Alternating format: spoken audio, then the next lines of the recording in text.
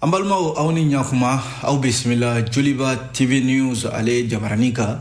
au bismillah radio Joliba fana fienserauka ambe lame Bamako yanno keme ani duru ana kuma fe fufalaki mi seguka fe kajira ka fara Joliba be lame fana minye kuna fondi gafewe limana gafe menun be sebe ambalma kuna fondi law fe ni nge mukan be sigi dongo do ka tandene fo ka se jumade yo mani wati mana se ka se gafe nu kono kuma yele mabana kana ka lakali awye aw bela jele be se ga famia soro jamana kuna funla o de ansigi kun yere o la ambe be fo ka be wali nyondo aw bismillah je mukan ale keneka amanda do kuna funla bakurumba damado la ka soro ka do kuna funi yere kono ka wala awye amba damne ni fasidi 7 mi o ye faso ka fasidi 7 l'essor les mana minye kan 2021 ni oye samata sego kan aye aywa uyera kenamika ni oye farafina jonjo ba les mana nu kama kan ajalla ka fo mimika tan Cameroun jamana kan ni anga samata sego kulu olu ni mora klona kunungo ani sogoya kon boyna kosele sabu limana bela jile farifara kosta tigala o yere ndo la tanta bolo mena boy amanda do l'essor ka kuna fon werela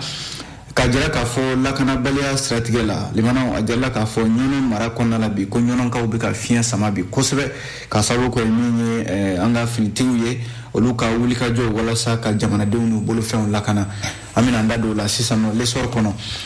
o mana boy mimbe talike la dala maître mundagatal ale politique ton simiri faso yiri wato nyemoy la dala saonsa le mano abi sangura folike ga nyeshin kuna fundila uma o de se fenyina maître mundagatal kumana jamana rebe la halaminka ako CDAO ni UEMOA le mano ko uba nyinu fe jona uka sega nyangi wuli ka bo malika maître mundagatal yo kuma fo o mana boy le mano ngali kele do le challenger konnala ko jonde be ka ici da shariaka walma jumde be ka balibi conseil national du patronat du Mali le mana cour suprême sharia min boka bi ko ka labato jumde be ka aseda o sharia in labato le ka bi amina ndado la challenger kono o mana boy l'indépendant fana kumana l'indépendant ya jira ka fo kabi Mali jamana ya jira ko Danemark ni ale nazara ka jamana abe nazara ka kulu konna na Union européenne le mana ni jira la ka fo luka keleche minum bien Mali jamana jira ka fo ko ukaye yanno ko amakeni sharia kaba kuma fura kaba nazara ka kele atomba ni Union européenne ko lukanga siga fodo ke shini yere le mana ni takuba yere be ke chugumina Mali kono shini ke chugumina o binu dado fanana o mana boye mingi l'indépendant kele kono le mana ajala ka fo somunu bidi jamana nyimo fe no logements sociaux ye ko mafla tera la minu yere be barake office malien de l'habitat konala ajala ka fo ma kilimbala o yere uka shara barakele ma kilin fana be o be syndicat barala o kuye logements sociaux du madoma ka soni o maya marani ayamina ndado la 600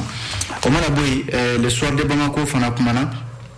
limana soir de Bamako ya jira ka fo ko mi Florence Parly ale mi Francisca ministre mimbe na nyeshini uka kele choma limana ko Mali jamana nyama yoro wure ka folila uba fodi ko gente o te dore fanga d'Afrique law ko lumbe Mali la yanno ko Mali finitiu mimbe fanga labi limana ko kon takembe kuma be dalayini walew de ka nyeshi krenkrenya yala olu Francima Florence Parly ale de ni kuma fo kungo ka député nyama amina ndado fanana 600 am soro ka kunche ni nouvelle horizon yi le mena nouvelle horizon ya jira ka foni wakati na tare sabo minyanga finitigu ye police ni janamu ni gardiu olu kelendo ku tegadi nyoma le mena wala sa Bamako du konala ya bandi minumbe ani mamnumbe nubita bi mauka le mena ka seka olu bo jamana o barabe sena o kera wasa yere sorala la amina ndado la 600 nouvelle horizon ale konala le mena amba damne ni minye o ye le soirée faso facile de serendo akunana le mana mindi talike de la temps mbe sena 600 Cameroun jamana ka nu kama ko kan 2021 ajala ka fo anga samata sege olu ni mbora klona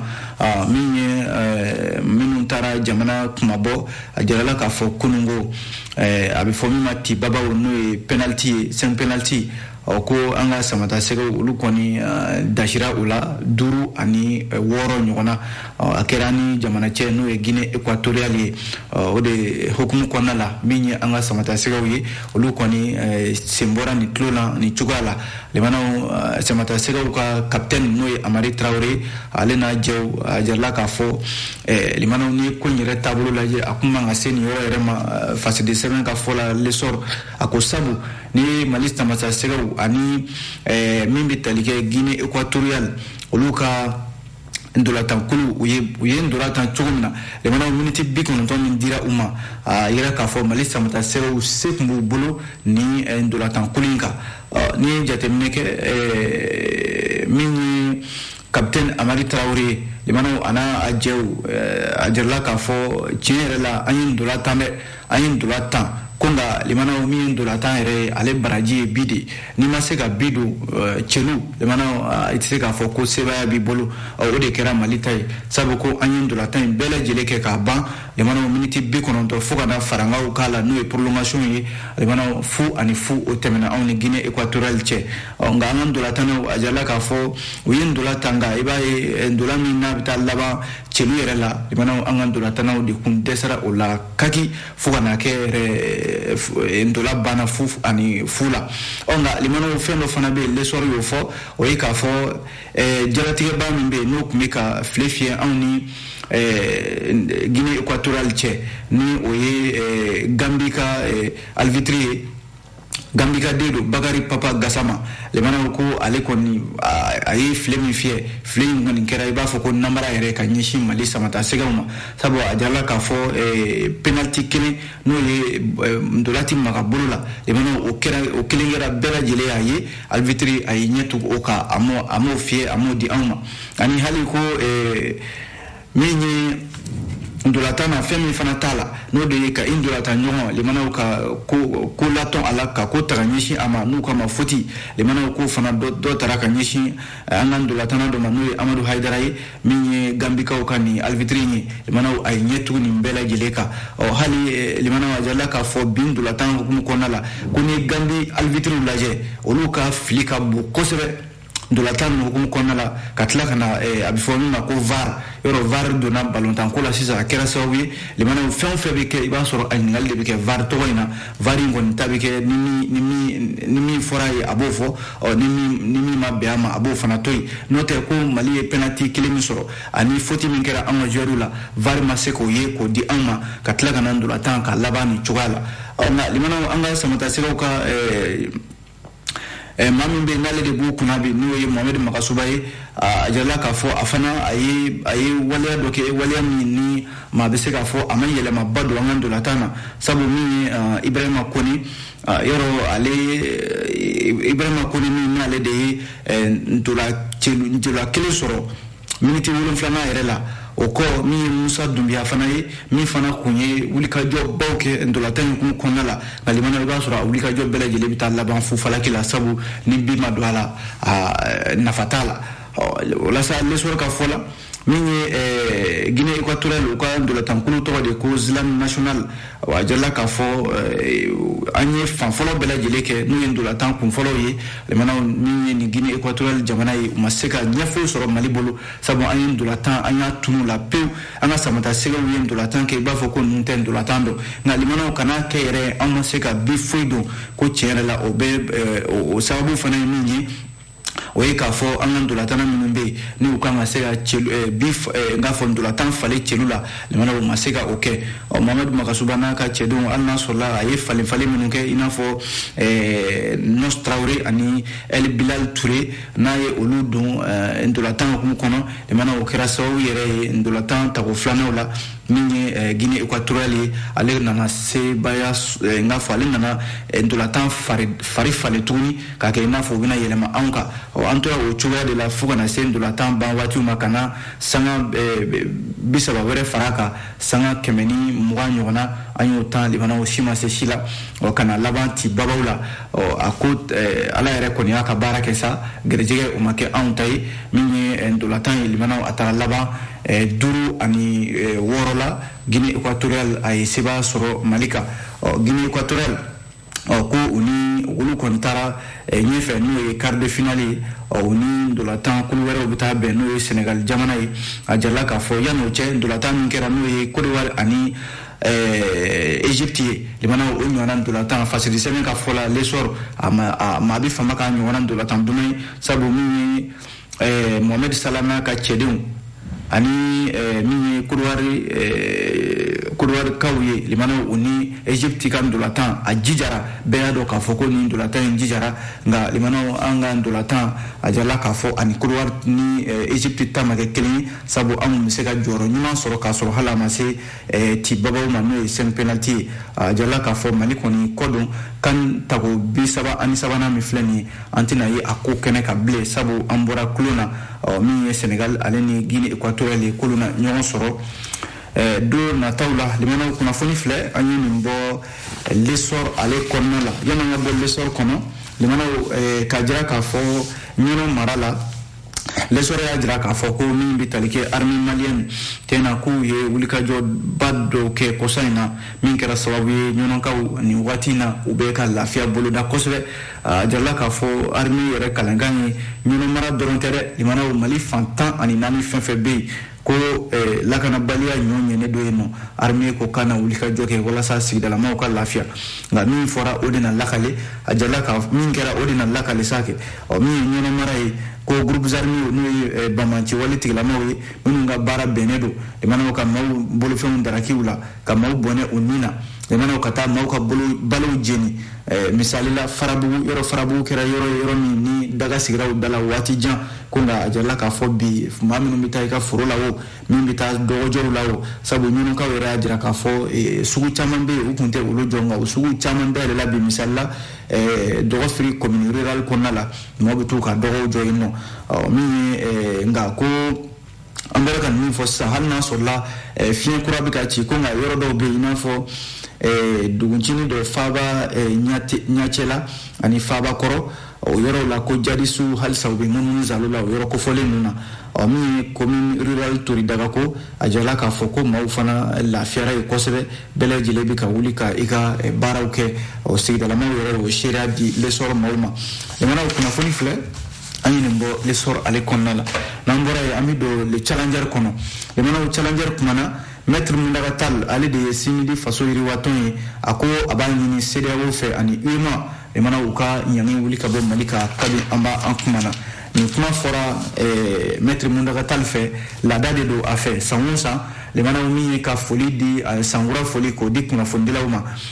laada min bɛ yen ni Maître Mundaga Tall san 20 kɔ a b'a la a jarala k'a fɔ kunungo a baara kɛra Conseil national du patronat du Mali la Bamako yan nɔ o la Maître Mundaga Tall a ka kumaw la a ye da ɲɛsin kɛrɛnkɛrɛnnenya la CEDEAO ale ni UEMOA de ma olu minnu bɛ yen n'u kɛmɛ ka Mali daw sɔgɔ bi foyi tɛ bɔ u fɛ ka don yan foyi tɛ bɔ an fɛ yan ka don u fɛ yen Maître Mundaga Tall a ka kumaw daminɛ la a y'a jira k'a fɔ a bɛ tasibila ani hakilila jigin ka ɲɛsin min ye Mali kunnafonidilaw ma ko n'i y'a ye bi limana o démocratie jɔlen don Mali kunnafonidilaw olu y'a la jɔ sen belebeleba dɔ ye a y'i da don fana kunnafonidilaw ka sariya ɲɛkɔrɔ limana i mana kɛ kunnafonidila ye sariya kana tugu i nɔfɛ cogoya dɔ la i n'a fɔ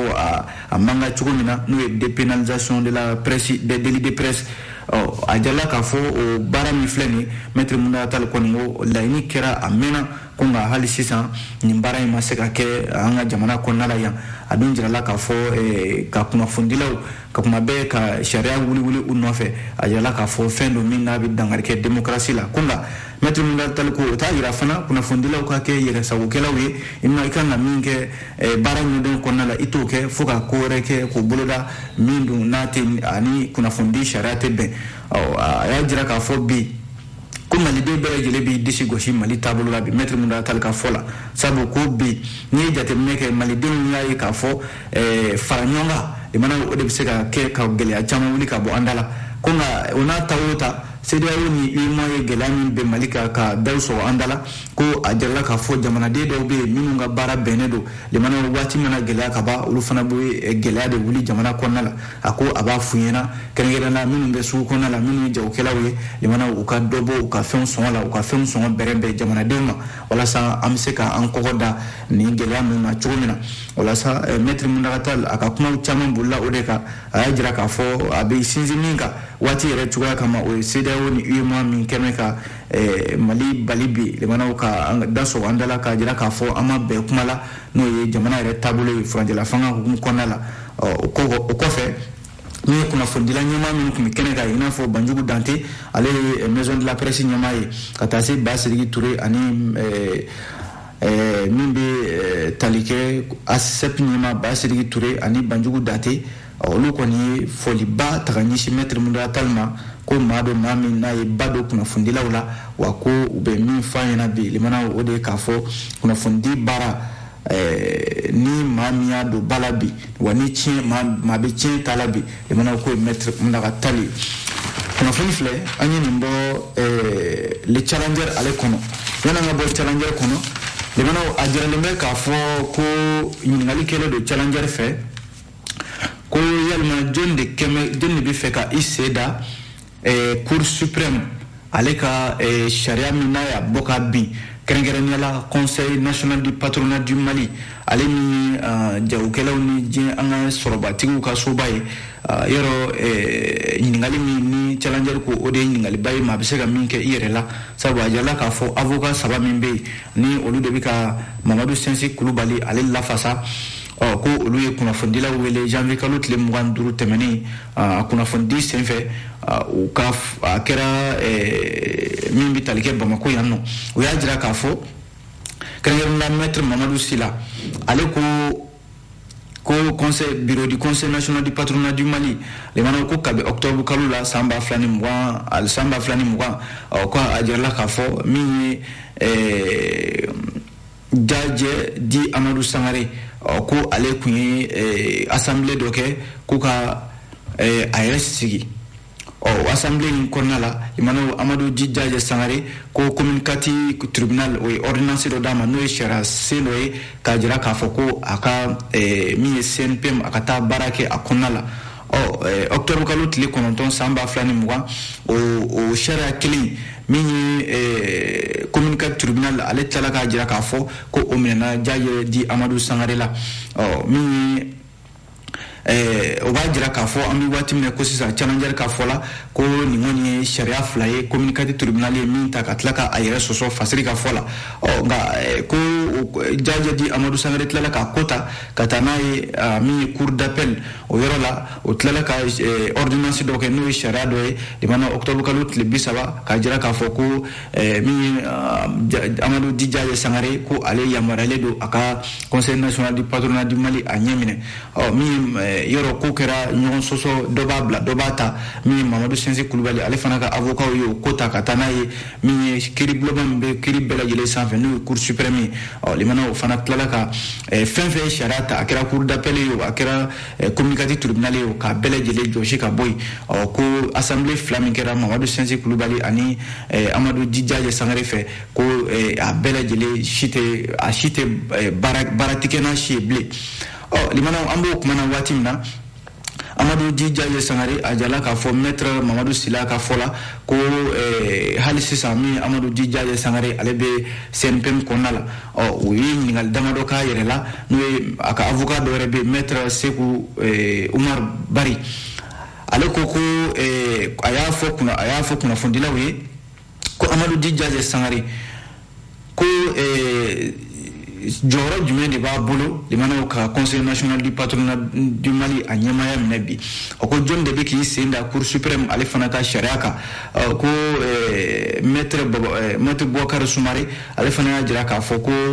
Mali bilama limanaw sariya mana ta ka ban i b'a sɔrɔ a labatoli an ka jamana kɔnɔna la o de ye baara ye a y'a ɲini kunnafonidilaw fɛ k'u ka taa Amadou Di Jajɛ Sangare ɲininka kun jumɛn na a bɛ patronat du Mali so ninnu kɔnɔna la k'a sɔrɔ don cour cour suprême ale y'a yamaruya ko fɛn fɛn ye assemblée minnu kɛra min b'a yamaruya k'i ye ɲɛmɔgɔ ye limanaw ko a assemblée si tɛ bala bilen ayiwa kunnafoni filɛ dɛ limanaw an ye nin bɔ le challenger ale de kɔnɔ an mana bɔ yen an bɛ don min ye l'indépendant ale kɔnɔ l'indépendant a kumana limanaw l'indépendant y'a jira k'a fɔ ko min ye Mali jamana ɲɛmɔgɔw kɛlen kɔ k'a ɲini min bɛ tali kɛ nanzaraw ka jɛkulu min bɛ yen n'o ye nanzaraw ka u ka jɛkulu min bɛ yen n'o ye force takuba ye yɔrɔ force takuba ale ye kɛlɛkɛ jɛkulu ye Mali la yan nɔ a jirala k'a fɔ a bɛɛ lajɛlen nanzara jamanaw ye minnu ka kɛlɛcɛw bɛ nin jɛkulu in kɔnɔna la u nakan de ye ko ka bamaciya wale kɛlɛ Mali la yan nɔ a jirala k'a fɔ ko u bɛ fɛ ka ɲɔgɔn ye min bolodalen don sini juma yɛrɛ k'a jira k'a fɔ force takuba a sini bɛna kɛ cogo di Mali la yan nɔ fasidi sɛbɛn l'indépendant ka fɔ la ko force takuba yɔrɔ ale bɛ Mali la yan nɔ an y'a fɔ ten dɔwɛrɛ tɛ min ye jamana ɲɛmɔgɔw ye olu de b'a yamaruya u ka se ka na nka ko kosa in na min kɛra Danemark jamana fɛ u ka kɛlɛcɛw nani olu ye k'a sɔrɔ don a ma kɛ ni jamana faamaw ka yamaruya ye ko Mali jamana y'a ɲini ko k'a force n'a fɔ Danemark ninnu ka kɛlɛcɛ ninnu ko k'u bɔ Mali la joona joona ko kabi an b'an kumana n'o tɛ ko limanaw sariya u ma na ni sariya ye o kuma de fɔlen yɔrɔ ni takuba yɛrɛ lajɛ maa min b'u ɲɛmaya la bi o ye Faransi jamana de ye ale de bɛ ka force takuba fɛn fɛn b'a ko la Mali kɔnɔna la yan Faransi de b'a ko ɲɛmaya la a jirala k'a fɔ ko u kɛlen bɛ ka ɲɔgɔn ye dɔ boloda janvier kalo tile 28 hakili la u bɛ sɔn ka bɛn sini ma indépendant ka fɔ la kunnafoni minnu yɛrɛ y'a sɛbɛntiya k'a fɔ a minisiri minnu bɛ yen n'olu bɛ force takuba kɔnɔ olu bɛ ka ɲɔgɔn wele ka hakilila falen-falen kɛ walasa force takuba min bɛ Mali la u bɛ se ka fɛɛrɛ jumɛn tigɛ sini ani a baaraw bɛ kɛ cogo di Sahel jamana ninnu kɔnɔna la limanaw an b'o de lahalaya la waati min na a jirala k'a fɔ Mali jamana ale y'a ɲini Danemark ale ka kɛlɛcɛw fɛ k'u ka Mali jamana bila sabu k'u nana nakan min kan u m'u sara Mali jamana la u m'u sara hali takuba yɛrɛ ɲɛmaaw la k'a fɔ de k'u bɛna u ka kɛlɛcɛw cogo Mali la yan nɔ kabi o kuma fɔra limanaw Faransi jamana kɔni wulilen don k'i jɔ bi k'a fɔ fo ka takuba ko in k'a ɲɛɲini hakilila jiginna indépendant ka fɔ la takuba yɛrɛ n'i y'a lajɛ Italie jamana b'a la Estonie b'a la Suède b'a la ani République tchèque kunnafoni laban minnu yɛrɛ y'a jira k'a fɔ ko min ye Suède y'a jira k'a fɔ olu ka kɛlɛcɛ minnu bɛ yan olu kɔni na olu yɛrɛ bɔ Mali la yan k'a sababu kɛ ko Wagner bɛ Mali la yan o n'olu tɛ se ka to ɲɔgɔn kan limanaw ni l'indépendant ye nin kuma fɔ min bɛ tali kɛ Suwadi Bamako ale bɛ kuma in dafa dɔwɛrɛ tɛ ko Faransi ko limanaw ka minisiri min bɛ yen n'o ɲɛsinnen don u ka kɛlɛcɛw ma Florence Parly ale ko Mali junte n'o ye finitigi minnu bɛ yen n'olu bɛ ka fanga mara bi ko kuma bɛɛ i b'a sɔrɔ dalaɲini kumaw de b'u da kuma minnu bɛ yen ni a bɛ maaw dalabɔ min bɛ tali kɛ nin b'a jira k'a fɔ Mali ni Faransi cɛ bɛnbaliya min bɛ yen ani ɲɔgɔn faamuyabaliya min bɛ yen limanaw maa si t'a ban waati dɔn sabu Florence Parly ka kuma minnu fɔra u ka députéw ɲɛma kunungo limanaw kuma ninnu b'a jira k'a fɔ Faransi sɛbɛkɔrɔ diminen don Mali jamana ɲɛmɔgɔw kɔrɔ bi kosa in na an bɔra ka kuma min fɔ fasidi sɛbɛn kɔnɔna la sisan o ye k'a fɔ takuba ko kuma min ni Mali jamana y'a jira k'a fɔ Danemark ka kɛlɛcɛw b'a kɔnɔna la ko u nakan min kɛra u mana sariya kan Florence Parly a y'i da don o la a y'a jira k'a fɔ k'olu ka dɛmɛ bɛɛ lajɛlen bɛ Danemark kɛlɛcɛw yɔrɔ ko wa ko Mali jamana n'o ye junte o ɲɛmɔgɔw ye hakilila min ta ka ɲɛsin Danemark kɛlɛcɛw ma limanaw ko u bɛ olu kɔ wa u b'u dɛmɛ o la sa min ye Florence Parly a tilala ka sɛbɛntiya u ka députéw ɲɛma k'a fɔ ko min ye Wagner ye k'o bɛ Mali jamana kɔnɔna la k'o bɛ Mali dugukolo sanfɛ wa ko u tɛ jɛn ni o ye wa fana k'u tilala ka na bɔ a kalama u bɛ fɛn min fana kɔn limanaw n'o ye Burkina jamana ye ko olu ka fanga dafiri fana kɛra Florence Parly a y'i da don nin bɛɛ lajɛlen la a tilala k'a jira k'a fɔ ko a bɛ fɛ k'a jira a jɔyɔrɔ in na yen nɔ n'o ye u ka députéw ɲɛma ko Danemark ka kɛlɛcɛ minnu bɛ yen n'u bɛ Mali la yan k'u mana u yɛrɛ ma dɛ k'u nana sariya de y'a ɲɛfɔ wa Mali jamana de jɛnna n'a ye ko cogo di ko Mali jamana bɛ se k'a fɔ ko olu ka taa ka bɔ Mali la yan nɔ limanaw nin ko in yɛrɛ bɛɛ lajɛlen a daminɛna yɔrɔ jumɛn kabi Mali premier ministre Dr Choguel Kokala Mayiga ale tun bɛ diɲɛ kɛlɛ tɔnba u ka jɛrɛ kɛnɛ kan a jira k'a fɔ ko faransi i fori ka bɔ anw kɔrɔ k'an to pan na ko ka bɔ kuma fɔra min ye faransi jamana ye kuma si tɛ u ma min fɔ ka ɲɛsin Mali jamana ma a kɛra Mali jamana ɲɛmɔgɔw ye a kɛra fɛn fɛn ye limanaw faransi tɛ saliya fiyewu ka jalaki bɛ min ye finitigiw kan limanaw o samasamani o de bɛ anw ni faransi cɛ nin wagati ninnu na kunnafoni filɛ Soir de Bamako de y'a fɔ an bɛ to l'indépendant ale kɔnɔna la limanaw l'indépendant y'a jira k'a fɔ ko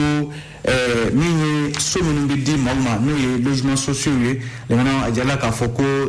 nanbara dɔw bɛ a ko hukumu kɔnɔna la fasedi sɛbɛn l'indépendant ka fɔ la o de kama ko pôle économique et financier ale ye sɛgɛsɛgɛli dɔw dayɛlɛ dɔgɔkun tɛmɛnen na sɛgɛsɛgɛli minnu bɛ yen n'a jirala k'a fɔ tɛgɛ yɛrɛ taara kɛ office malien de l'habitat o baarakɛla dɔw la minnu bɛ yen ni olu de bɛ nin ko in kɔrɔ a jirala k'a fɔ kɔsa in na yɔrɔ min ye logements sociaux so minnu bɛ di maaw ma gouvernement de b'a hakilila ta limanaw ka so di maaw ma a kɛra sababu ye maa caman ye so sɔrɔ maa caman kɛra sotigi ye Mali kɔnɔna la yan ni hakilila bɔra Ala ma hinɛ na Amadu Tumani Ture ATT fo ka ATT yɛrɛ tɔgɔ da so ninnu na bɛɛ ko a ma ko ATT bugu limanaw l'indépendant ka fɔ la ni jamana faamaw hakilila de k'u ka so di jamanadenw ma bɛɛ ka se ka don i halala so kɔnɔna la ko nka a jarala k'a fɔ so ninnu bɛ di cogo min na kuma dɔw la tiɲɛ na namara dan y'a ko ye o de la kɔsa in na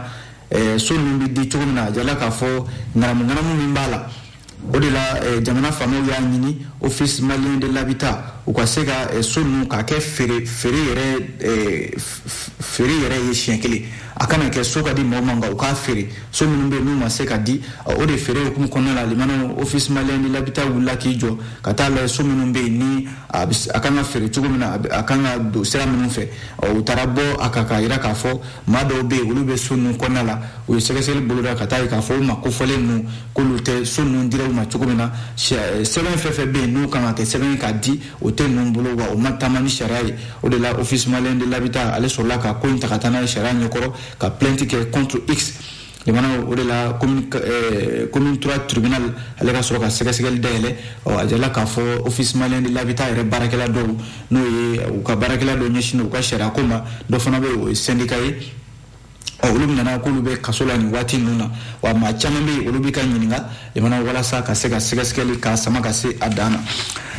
kunnafoni fila an ye nin bɔ l'indépendant ale kɔnɔ an b'a kun cɛ teliya la ni fasidi sɛbɛn nouvelle horizon ye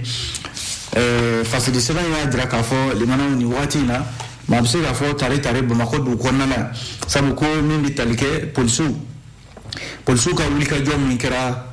limanaw min kɛra janvier kalo tile 25 tarata tɛmɛnen san 2022 k'a daminɛ nɛgɛ kanɲɛ 21 ka taa bila nɛgɛ kanɲɛ fufalaki la brigade anticriminel BAC brigade spéciale d'intervention BC ani groupement mobile de sécurité GMS commissariat de police 6e 12e 16e 17e ani gendarmerie nationale ka taa se garde nationale ma limanaw k'olu ye wulikajɔ dɔ kɛ Bamakɔ sigida fɔlɔ commune 1 kɔnɔna la kɛrɛnkɛrɛnnenya la Koɲumani Babuyabugu Bangoni Zɛngɛnɛkɔrɔbugu o ni a dafɛlaw fo ka taa se Nafaji kaburudo fanfɛlaw ma fo ka taa se Fajigila limanaw k'a kɛra sababu ye ani minkɛyɔrɔ dɔw bɛ Bamakɔ yan nɔ u taara cun o yɔrɔ kan a bɛ se maa 85 ɲɔgɔnna ma u ye tɛgɛ kɛ maa minnu na wa ko olu la muso 20 o b'a la a jarala k'a fɔ bolimafɛn 72 u sera ka tɛgɛ kɛ olu la ani fo ka taa se téléphone ani fɛn caman ma limanaw u ye nin minɛ maa minnu na ni olu ka wulikajɔ de limanaw ka bi mɔgɔw kan a jarala k'a fɔ opération min filɛ nin n'u k'a ma ko opération coup de pied dans la fourmilière limanaw kuma bɛɛ i b'a sɔrɔ an ka finitigiw bɛ nin baara kɛ cunga ani balakawuli ka taa bin min ye walejugu tigilamaw kan limanaw u bɛ yɔrɔ hali n'a kɛra dugumɛnɛwo ye limanaw ka se ka u bɔ jamanadenw cɛla walasa maaw bɛ se ka lafiya cogo min na u ka a baara fɔlɔ yɛrɛ min kɛra Bamakɔ yan nɔ hali n'a sɔrɔla sigidalamaw caman bɛ yen limanaw olu ye foli kɛ ka ɲɛsin nin waleya in ma u ko ko bɛ an ka finitigiw fo kosɛbɛ u ka tɛmɛ ni nin baara in ye walasa maaw bɛ se ka sunɔgɔ u ka so cogo min na lafiya yɛrɛ la limanaw waati sera an bɛ kunnafoni bila yan nɔ an sera ka min lakali aw ye ka bɛn ni waati ye o ye nin ye an bɛ aw fo dantɛ foli min na o kuma an b'a fɔ a k'an bɛn sini juma ni Ala sɔnna